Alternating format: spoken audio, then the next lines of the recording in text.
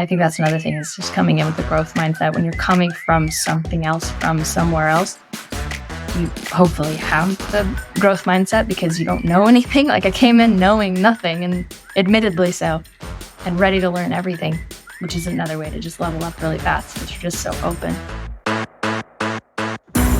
This isn't your average revenue podcast. It's Ashley and Katrina's Infinite Revenue Playlist, powered by Comsor. And it's your new work bestie. Through conversations with other women in the revenue space, Ashley and Katrina get candid about their unique experiences, help women tackle challenges in the workplace, and uncover ways to grow as revenue pros. Maybe you'll learn a little, cry a little, laugh a little, have an epiphany, or at the very least, get a killer playlist to listen to while you work. Being a woman in this industry is wild. Let's talk about it. Hello, I'm Ashley. And I'm Katrina. Welcome to another episode of Ashley and Katrina's Infinite Revenue Playlist. Today, our guest is Ashley Zagst. I want to do a quick intro for Ashley before we get started. Ashley started her career in tech as a marketing intern in 2014. Along the way, she climbed the ranks, learned a ton, and helped build hyper-growth startups. In September of 2020, she made the switch from marketing to sales. We love to see it. When she began working at Chili Piper, where she is now thriving. What was that? I just said she came to the dark side. She came to the dark side. She is now thriving on the dark side as an account executive there at Chili Piper. She's also a leader of the Proud Pipers, Chili Piper's ERG for LGBTQIA plus Pipers and Allies. Ashley, thanks for joining us today. Yeah, thanks for having me. Ashley is a lifelong learner who is on a constant quest for growth. When she's not working on improving her sales skills and business acumen, you can find her somewhere outdoors, snowboarding, surfing, or hiking with her wife and their dog, Kiwi. I love that. We're buying really cool upcycled sweatshirts. Yes. As seen today. Love it. As many of you who've listened to previous episodes know, we have a little bit of a musical twist to our podcast. It's called Ashley and Katrina's Infinite Revenue Playlist for a reason, because we have each of our guests pick their own walk-up song. Since as sellers and as people in other revenue-related roles, we are sometimes referred to as athletes or compared to them.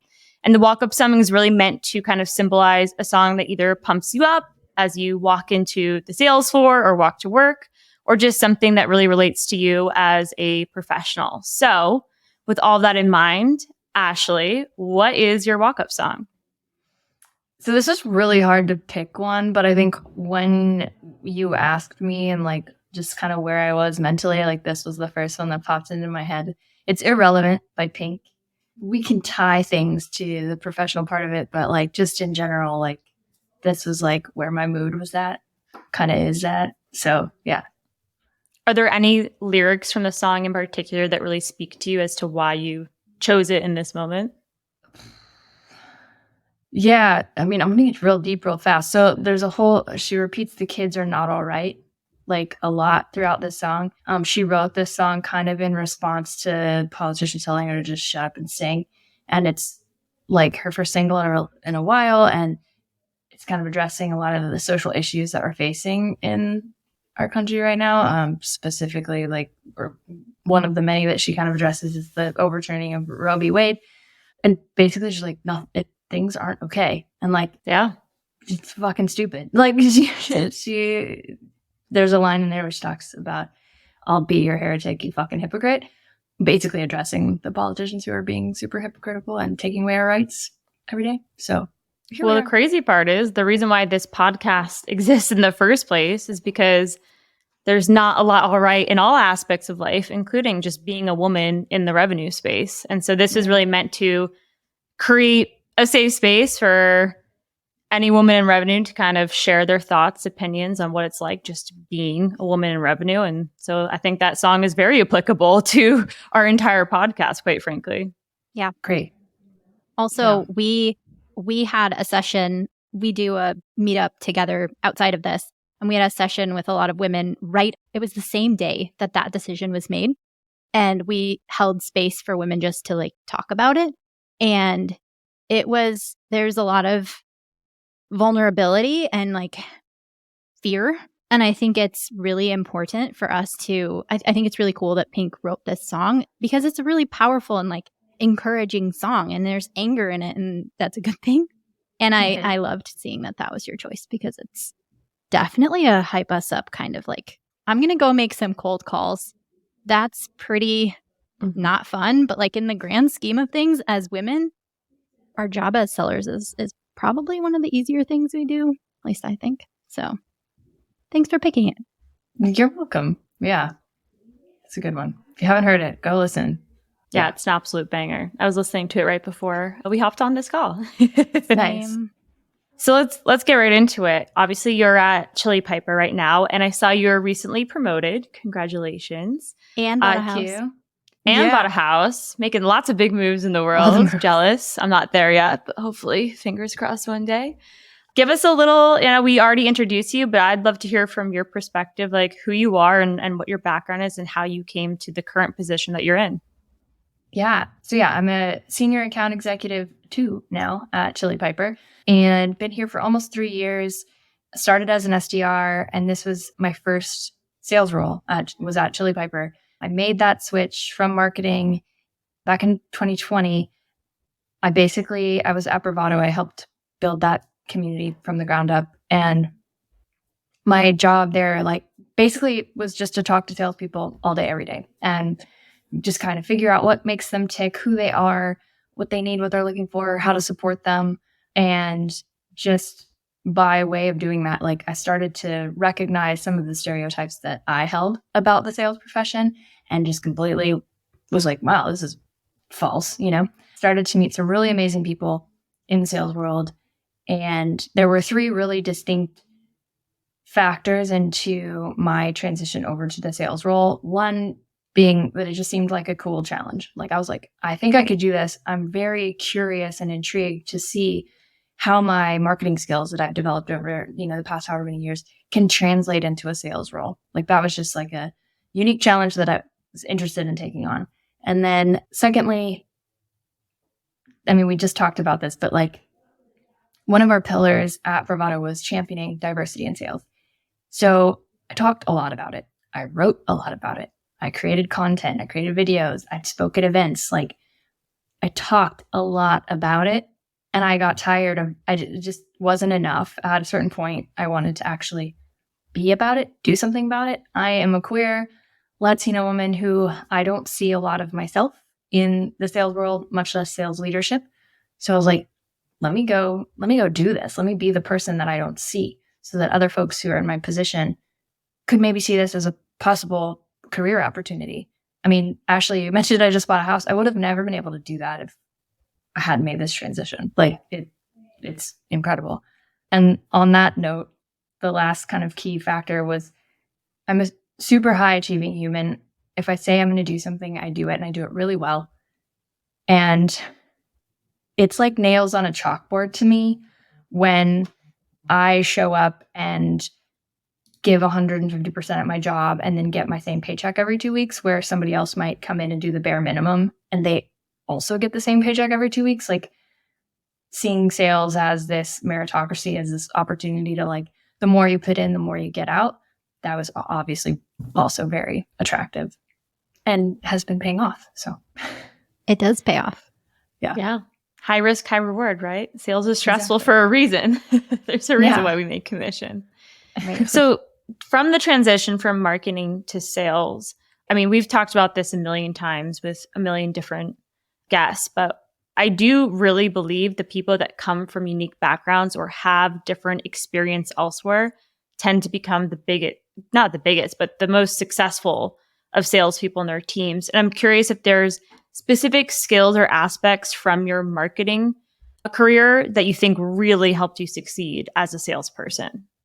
Yeah, first and foremost, my love for and ability to write and write creatively. Like, I've never been afraid of writing my own cadences. I've never been afraid of crafting an email. And also within that, asking for feedback on that work. Like, as a creative, as a marketer, and even prior to that, I was a dancer, and that's a whole other life journey. But the ability to, like, seek feedback on your work, whether it's an email that's 3 lines, or it's an entire like 17 touch cadence or whatever. Like there's, for me coming in, I came from a place where there wasn't a fear of failure. There wasn't a fear of critical feedback on something. Like, in fact, I really was looking for that because I know that's how I get better. I know that's how I improve. I know that's how I'm going to get more demos and win more opportunities, right? So I think coming from a creative side of things like that in and of itself was just something that kind of leveled me up pretty quickly, where some folks maybe don't have that background, don't feel as comfortable writing, crafting up a new cadence, like, and they're just dependent on other people, which is totally not a bad thing. And if you've got an awesome sales enablement part of your team, or you've got an awesome marketing team that's helping you do this stuff, like, hell yeah, leverage that. But for me, my first couple of months in as an SDR, I like didn't even ask my manager. I did like the 80-20 rule. 20% of the folks I was putting in cadences, I put in like an experimental cadence. I was like, let me just see if something else works. Like, here's the one they gave me they said like, this works. Use this, do this as you're learning this role and figuring out your process. And I was like, okay, will do. And I'm going to try this one over here. And my manager, Matthew Roberts, was like fired up. He was like, yeah, hell yeah, that's amazing. And like, sometimes they were awesome and performed really well. And I shared them with the rest of the team. Sometimes they were total duds and didn't get any responses. And, it's quick to learn, quick to grow. And I think that's another thing, is just coming in with a growth mindset. When you're coming from something else, from somewhere else, you hopefully have a growth mindset, because you don't know anything. Like, I came in knowing nothing, and admittedly so, and ready to learn everything, which is another way to just level up really fast, because you're just so open. I think a lot of that probably has to do with you also having a different mindset coming from being a woman. I think we've talked to quite a few women in our communities and spaces, and creativity and empathy, and like the creativity, you had that before you even walked in the door. But I feel like a lot of women have the ability to build their own sequences, like you mentioned, or try something new, or get creative, because it's like ingrained in us. And I'm sure that's a generalization, but I feel like there's some truth to that too. So I think back to my first sales role in the tech space, because I actually started off selling, this is super random, but oil to different ships in the shipping industry. And I quickly realized that was not for me. So I very quickly left and went to tech. But I started as an SDR. It's kind of very similar to what you were saying before, Ashley. Like, your manager's like, here are the designated sequences to use in these certain scenarios. Have at them. And I remember reading them and thinking to myself, I would never talk like this. Like, this sounds so wrong coming out of my mouth. Like, maybe it's just me thinking that, because I'm like, I would never speak or write like this. But I slowly but surely started to tweak all the sequences. I'd copy and paste them, duplicate them, change them to my own wording. Eventually, I was just on blank templates, writing my own personalized emails. And that's when I really started to succeed. And it was crazy. I did the least amount of activity out of any SDR on the team, and I had by far the most opportunities booked, because every single one was creative and personalized and took me a hell of a long time to write, but they worked for me. So I think writing is a really underrated skill that I think all salespeople should have, or at least work on at all aspects of the sales career. Yeah, I agree. I'm glad you're not selling oil anymore, Katrina. Yeah, you and me both. Wow. What a shift. Yeah. What a shift. Yeah. That's very deep in the past, in the back of my mind. Not anymore. You just brought it right dug it up. That's true. Anyone could look at my LinkedIn and see what my work history is. So might as well out with it now. Well, love to hear the career progression. One thing that I want to ask, because a lot of the people that are part of our community and listen to this podcast are people that are hoping for their own promotions. And as I mentioned earlier, you were recently promoted. I know we've talked a lot about, having grit, and you had that really creative background that helped you as a salesperson. But, what specific things do you think other salespeople, specifically women, can do to kind of set themselves apart, besides doing, what's asked of them and hitting quota, to also get a promotion eventually?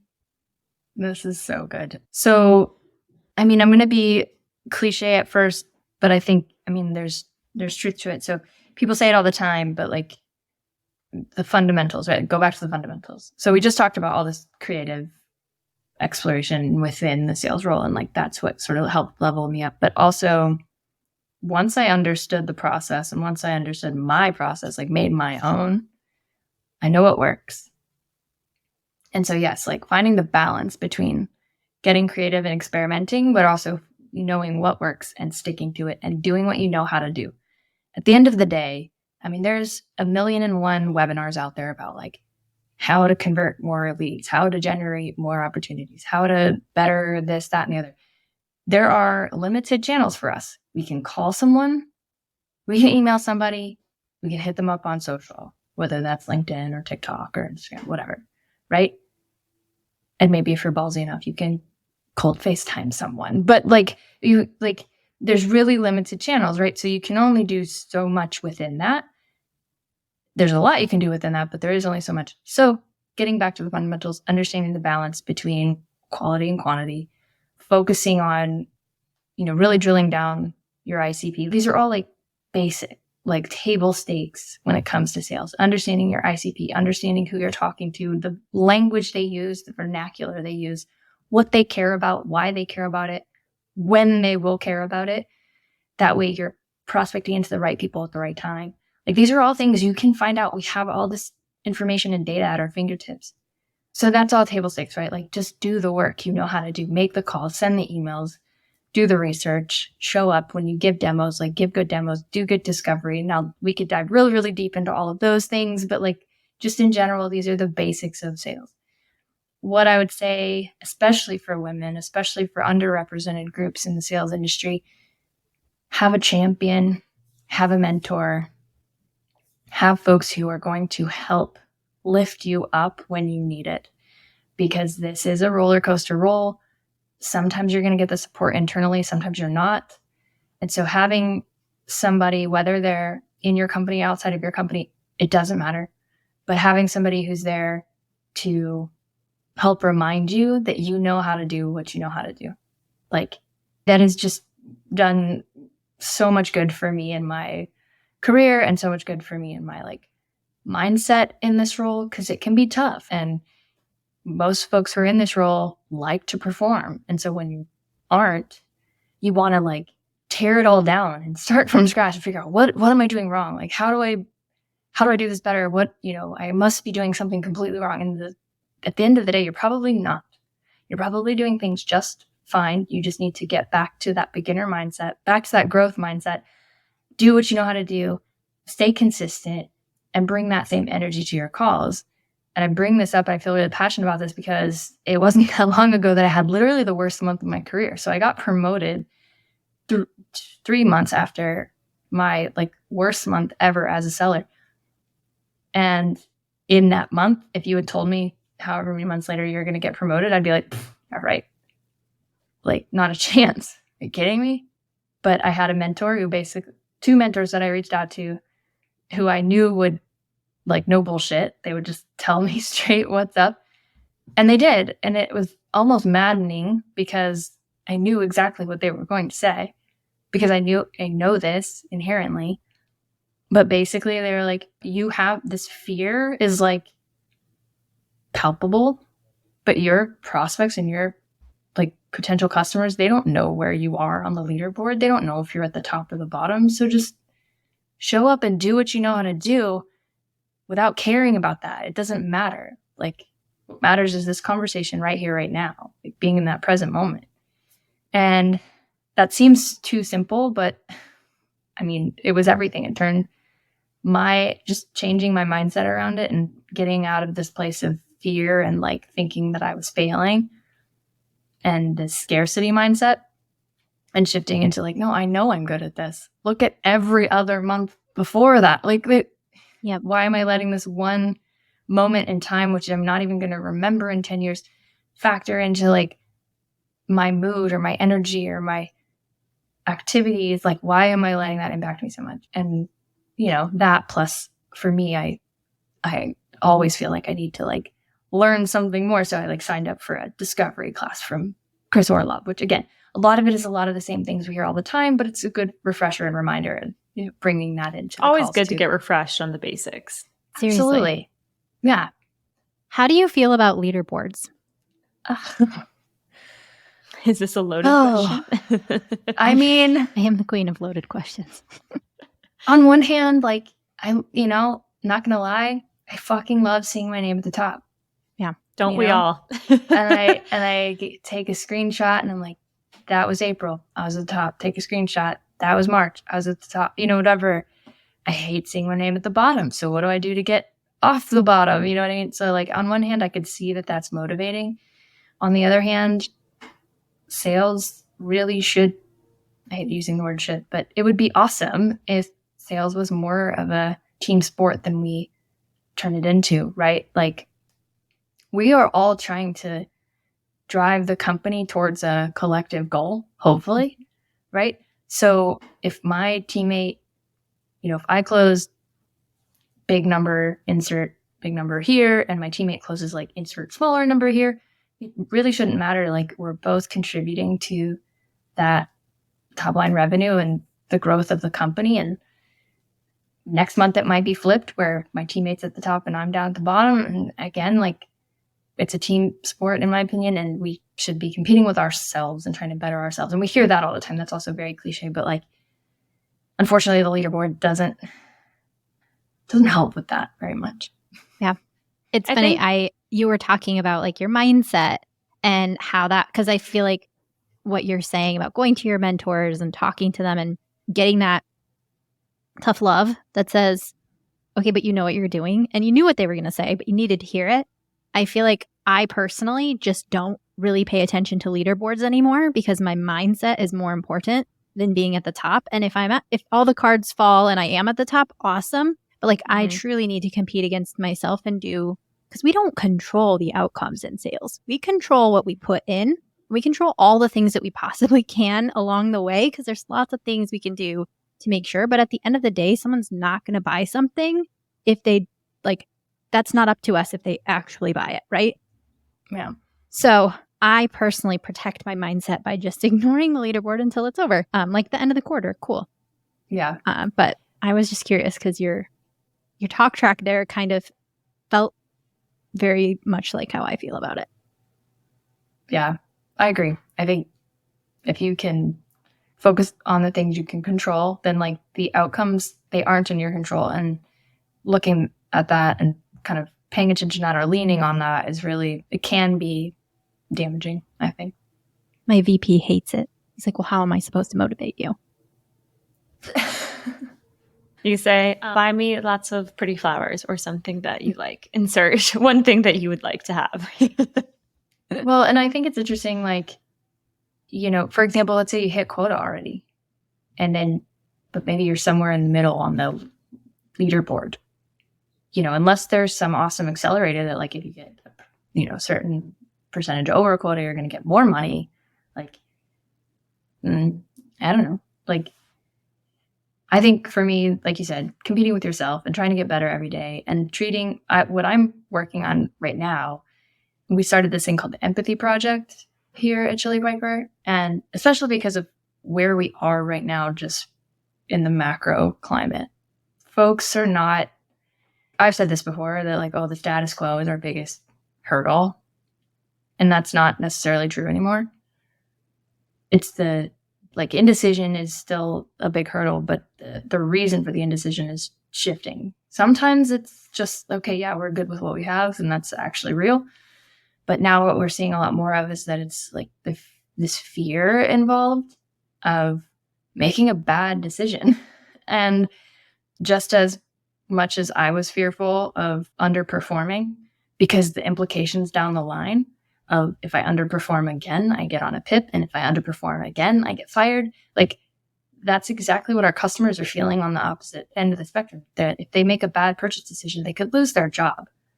Right? And so we're not up against, our competitor has this cool feature and we don't.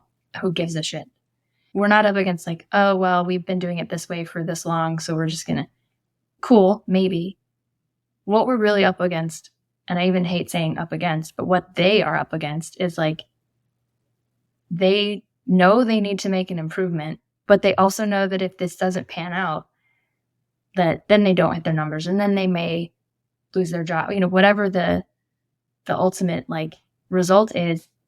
And like, it's one thing for us to be like, yeah, but the ROI, and like, we're going to help you hit exceed those numbers by 5x. And sure, maybe, but they have to believe that and they have to trust you. And none of that happens unless you can be present with them, be empathetic with them, be human with them.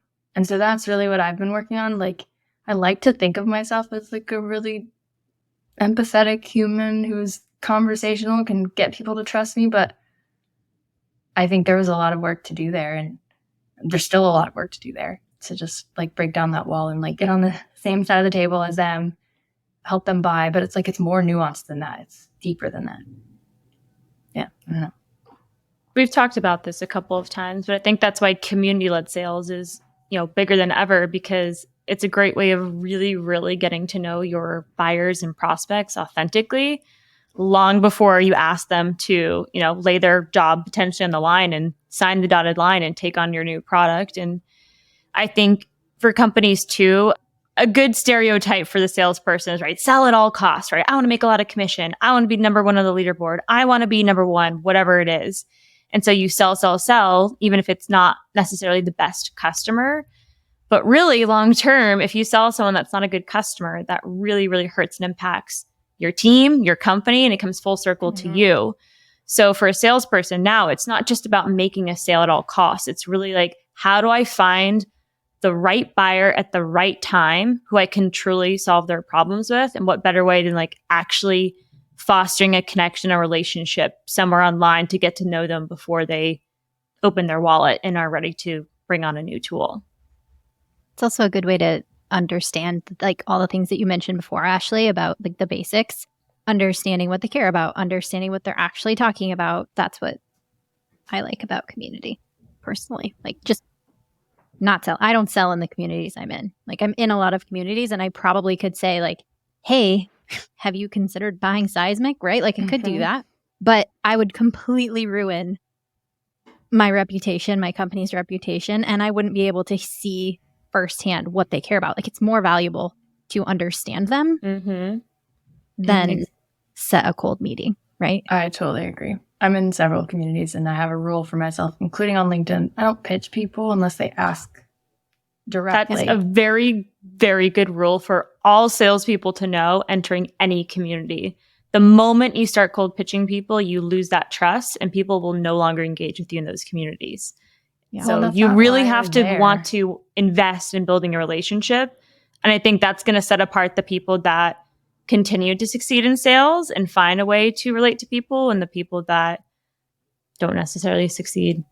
Yeah. I agree. I tried to explain that to, like, I used to help with onboarding some of the new SDRs and talk about social selling with them. And that was always my like number one rule. I was like, LinkedIn can be an amazing tool, but as soon as we've all heard this term, pitch slap somebody, like you lose all the credibility. The moment you see that question mark in your inbox, you're like, no. Yeah. Reject. Like, oh, cool. I mean, I do it, right? Like, people will connect with me and then the next message is like, hey, I've got this new thing. Are you interested in trying? I'm like, what? No, I thought you wanted to connect with me for real. Yep. No, thank you. I actually dislike it when there's any message that comes with the connection, because really? That like pings into my inbox and then I'm just waiting for like the very end of it to be like, I want this thing that I can help them with. Like, if it's just I know that that's a whole debate whether you should add a message or not, but like, I personally prefer to not have a message because it's not pinging my inbox and making me have 10 million red numbers. And then my assumption is that if there's a message with it, they're trying to sell me something. That's fair. Yeah. I wonder now if when I sent you a connection, if I had a little note in the I'm pretty sure we met before we connected, so I don't think that counts. So funny. Ashley Z, not Ashley C. I want to go back to something you said at the beginning of this conversation, that when you started off at Bravado, you were super involved in DEI and B for sales and writing content and all that good stuff. So I want to talk about that a little bit. We know that you're very passionate about it, and we'd love to hear a little bit more of like why you feel representation matters specifically in sales. Oh, yeah. Good question, Ooh. but Yeah, so okay. So at Bravado, like that was really surface level because like I said, I obviously hadn't been in sales yet. And so what I saw is just a lack of representation, which in short, why that matters is because if you don't see people like you somewhere, you're not going to go there. So like newsflash to recruiters and hiring managers and organizations that are trying to grow, if you have a picture on your like about us page and it's 13 white dudes and yet you're like, I want to hire people of color and I want to hire queer people and I want to hire women and you name it, that's not attractive to us. That looks like I'm about to walk into a very toxic environment. Now, granted, I might be completely wrong. That might not be the bro space that I think it is, but that's what it looks like, and perception is reality. So the other thing I like say, representation matters from that perspective, right? Like if I don't see somebody like myself at your organization, I'm probably not interested. But because of a couple of reasons, right? Like it's already hard enough for women in sales, and I can dive into that a little bit more. It's hard for us to level up. Like the statistics are real. It used to be, maybe it's not anymore, but like a pretty even split at an entry-level sales job, like an SDR role. But as you level up and get higher up into leadership, that diminishes drastically. Mm-hmm. And then let's not even get started on the pay gap, right? And that happens early, right? Like, I already see it. So there's a lot of reasons why representation matters. And then the reason why, like one of the first things I did at Chili Piper, I was 6 months into my SDR job at this company, I think there were 70 something people at the time. I was like, you have no ERGs. And you're a pretty diverse company, right? That's why I went there. Yeah. And so I started the Proud Pipers. I wanted there to be a place where, folks in the LGBTQ community could come together, and allies as well, like come together, share, learn, grow, ask questions, just become better humans and better coworkers and be able to support each other. And man, little did I know how much that was going to be needed.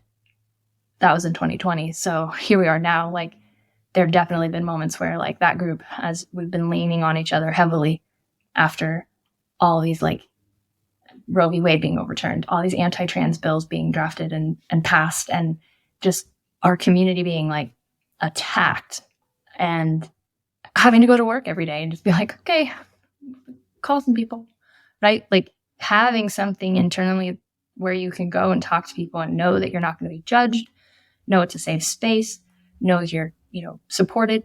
That's really important. Giving voices to people who are in underrepresented groups, I think is a really important thing too. So that was another reason why we started Proud Pipers. I mentioned earlier, like sales is already hard for women or for underrepresented groups. For all these companies doing layoffs and it's running rampant, right? In the tech industry, there's layoffs left and right. We hear it all the time. And a lot of what I've heard is like these decisions are made based off performance. Okay, fair. Like pull a spreadsheet, chop the bottom, call it fair. But then you look back at who's left and you're like, wow, cool. There's hardly any women now. We fired all of our people of color and there's no indigenous people, a handful of queer people. Like, okay, diversity just went out the window because shit hit the fan and we had to lay some people off. And the notion that doing it based on performance is the fairest way, I call bullshit, because that is assuming that we're all starting at the same starting line, right? Yep. Like we're all lined up at the same start line, and that person was just 400 meters ahead to like this person that's starting like cut. But that's a big assumption, and it's wrong because we're not. I didn't realize this until I got into the sales role. I had heard stories, right? But I didn't, I hadn't experienced it myself. And even when I first started, I didn't really experience a lot of bias. And so I was just like, wow, I must be really lucky, because I heard a lot of stories. Well, I had my first experience with it kind of right after I started in the AE role, where I had a prospect who at a certain point in the deal cycle, just like stopped talking to me and wouldn't answer my questions, wouldn't answer emails, whatever. And then for some reason, something happened and he ended up booking a meeting with my male colleague. And in that call, it was like less than 30 minutes. In that call, he was like, yeah, send me a contract. Like, What? ready to do business, ready to sign a deal. And I was like, oh, well, all right. And my colleague was like, no, I was just filling in for Ashley. Like, yeah, Ashley here, like, he wants to close the deal. I'm like, great. And then again, it's like radio silence. He like literally wouldn't talk to me, wouldn't do business with me. And I was really confused. And I reached out to a person at the company who had recently left the company, who happened to be a woman. And I was like, hey, I might be just making shit up here, but like, this is happening and I'm really confused. And she was like, well, actually that tracks. Like, that's why I left the company. This person is pretty sexist and it's hard to do business with. And I was like, cool. Didn't realize that would be so blatant. Yeah. So that happened, right? Ended up closing the business. I was like, at one point I was like, maybe I just give it up and like don't, like, give it to somebody else and don't deal with it. But the fighter in me was like, no, the best way to fight this is to like, I'm gonna take your money. I'm going to get paid by you. And so I did. And so that's something that we have to deal with. Yep. That my male counterparts don't have to deal with. So when you want to break this down to performance, they don't have to worry about getting on calls and basically then being ignored and circumvented in the deal cycle, right? Other things that happen on the daily are, and this isn't just like me speaking for personally, but I mean, it has happened to me personally, but like in general, men get credit for things women do. And why that matters is because when you talk about getting promoted and you've got your internal champion who's looking at like, here's on top of succeeding in your numbers, like what are all the other things that you're doing, right? That matters. And so when somebody in your organization gets publicly recognized for something outside of just the table stakes sales numbers, right? And it's something that a woman did, but they get credit for it, that's a big deal. And again, that plays into this uneven playing field. Like, we're not even at the same starting line. This person is a mile ahead of me. So we're having to run faster, harder, longer, just to catch up to them, to be like at the same point as them. And then hopefully we keep getting promoted. Hopefully we keep succeeding. But like, it's, yeah, this whole notion of performance-based judgments when it comes to that is, like I said, I just call bullshit. So for the meetup that Ashley and I host every month, sometimes when we get on as the icebreaker while we're waiting for people to join, we'll say, hey, share an accomplishment of yours from this week or today or this month. And typically it'll be about 30 seconds of silence. Everyone sits there kind of looking at each other like, does anyone have anything to say? And then someone always breaks the ice, is like, I just closed a deal, or I just booked 10 opportunities, or I hit quota. And everyone's so hesitant at first to share their accomplishments.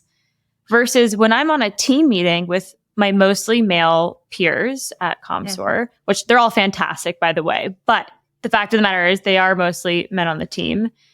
They don't hesitate to share any of their accomplishments. And when I look at kind of like the juxtaposition of the two, it just baffles me because I'm like, here are all these amazing, capable, successful women that all have something to boast and brag about. And they're so scared to bring it up versus all of my coworkers who, again, are amazing in their own right. But they don't even hesitate. They're like, I did this. I accomplished this. There's no hesitation in sharing their accomplishments. We're told bragging is not ladylike, I think, early. And so we're afraid to speak up and say, I did this really cool thing. And it's a shame.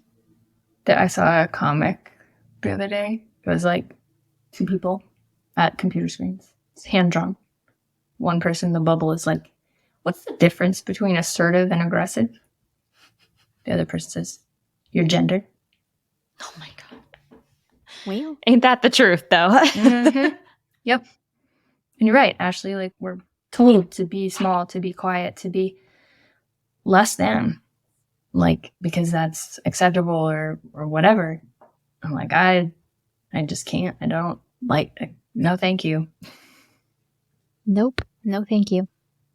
We're really close to time, and I want to make sure we have enough time to do our fun part, which is, I don't know if we even briefed you on this, but we typically do like super fast round of would you rathers. There's 5 questions. But first to wrap it up, because we did just go very deeply into, the intricacies of being a woman in revenue. If you could leave our listeners with kind of one piece of advice or one final thought, just as a woman in revenue, I'm curious to hear what that would be.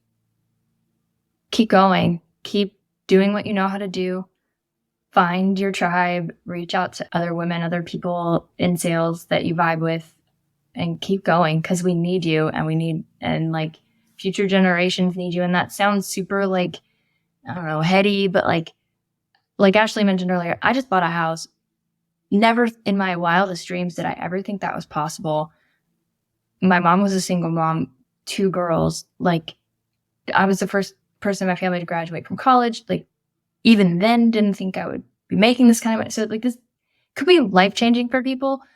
And I'm so grateful that I was exposed to amazing people in this industry, so that I was like intrigued by it and wanted to kind of make that leap.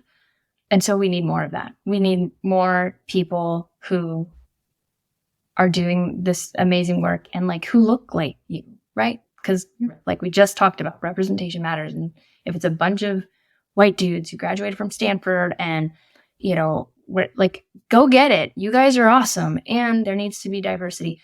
Our buyers are diverse. I don't sell to just old white dudes who went to Stanford, right? Like, I sell to everybody and their mom. So why would the sales team not try to mimic the buyer pool? Just doesn't make sense. So anyway, that's my advice. Keep doing it. Love it. I love it. And I agree with all of that. Same. So as Ashley said, we wrap up every episode with a round of revenue themed would you rather questions. They're kind of rapid fire, so don't feel like you need to explain your answer. Okay. But I'm going to go ahead and read them, and we'll see what you have to say. Okay. First question. Would you rather work with a product that you're very passionate about, but it's very difficult to sell, or a product that you're less interested in, but it's super easy to sell? I got to go with products I'm passionate about. I can always figure out how to sell. Yeah, I agree. Would you rather sell 50 smaller deals to hit quota, or would you rather sell 2 really big deals to hit quota? 2 really big deals. I always feel like they're a little more satisfying, in my opinion. They'll typically take a long time, but worth it. Yeah, it's worth it. Yeah. Would you rather work for a company that has a culture of mentorship and career development, or a company that values individual performance and achievement? Mentorship and career development, hands down. That was a layup. Yeah. These next few might be a little more personalized to you. Would you rather have to give a 5-hour talk on pipeline management and leaderboards, or receive 1,000 unsubscribes to your emails in 1 week? Oh, brutal. We had to mix it up a little bit. Oh. I'd give the 5-hour talk. I feel like I could talk for that long. Hey, I think you're full of knowledge. I think you'd be great at giving a 5-hour talk.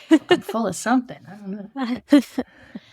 And last but not least, would you rather have to include a unique pun or joke about ballet in all of your cold outreach? Or would you rather have to send a picture of yourself snowboarding to every person who doesn't answer a cold call of yours? Oh my gosh, how funny. Why not both? Love that. That's a first for us. We'll let you pick both. Oh, yeah? We'll break the rules Great. a little bit. Both is perfect. I love it. Well, Ashley, Cool. Thank you so much for joining us. We really appreciate you being here. Yes. And we really appreciate you talking about diversity and representation, because obviously it's incredibly important. And I think a lot of teams need to work on that very much. So it is a topic that we're really excited to chat about with you.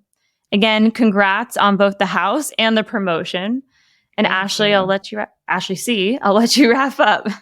Yes. So the entire purpose of the podcast is to elevate the voices of women in revenue. So thank you for sharing your thoughts. I think it will be very valuable for people who are wanting to get promoted because, spoiler, we all are. And it's important to talk about having safe spaces for underrepresented groups in tech, sales specifically, but also just in tech. Thank you, Ashley. And for those listening, you can follow Ashley Z on LinkedIn for incredible sales content. And if you'd like to listen to Ashley's walk-up song, Irrelevant, did I say that right? Yeah. By Pink, as well as the walk-up songs of other guests, you can find our playlist on Spotify by searching for Ashley and Katrina's Infinite Revenue Playlist.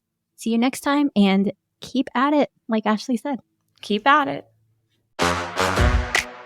Thanks for listening to this episode of Ashley and Katrina's Infinite Revenue Playlist. This show is powered by Comsor, the go-to-network company.